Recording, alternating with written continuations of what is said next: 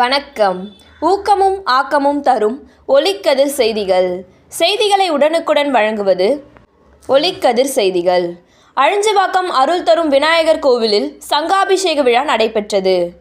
மாதவரம் தொகுதி புழல் ஒன்றியம் அழிஞ்சிவாக்கம் ஊராட்சியில் உள்ள அருள்மிகு அருள் தரும் விநாயகர் கோவிலில் உலக மக்கள் நன்மை வேண்டி 108 சங்காபிஷேக விழா ஆலய ஸ்தாபகரும் முன்னாள் அழிஞ்சிவாக்க ஊராட்சி மன்ற துணைத் தலைவருமான செல்வி மதுரைமுத்து தலைமையில் நடைபெற்றது. நிகழ்ச்சியில் அருள் தரும் விநாயகர் சுவாமிக்கு பல்வேறு வாசனை திரவியங்களால் அபிஷேகம் செய்து தீபாராதனை காண்பிக்கப்பட்டது.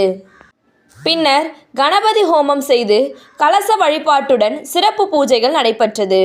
இதனைத் தொடர்ந்து விநாயகருக்கு சுற்று வட்டார பக்தர்கள் தங்கள் திருக்கரங்களால் 108 சங்காபிஷேகம் செய்து தங்களின் நேர்த்திக் கடனை பூர்த்தி செய்தனர்.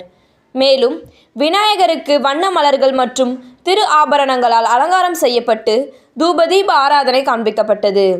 இதில் கிராம பொதுமக்கள் சுற்றுவட்டார பக்தர்கள் திரளாக கலந்து கொண்டு அர்ச்சனைகள் செய்து சுவாமி தரிசனம் செய்தனர். முடிவில் கோவில் சார்பில் பக்தர்களுக்கு அன்னதானம் மற்றும் பிரசாதம் வழங்கினர்.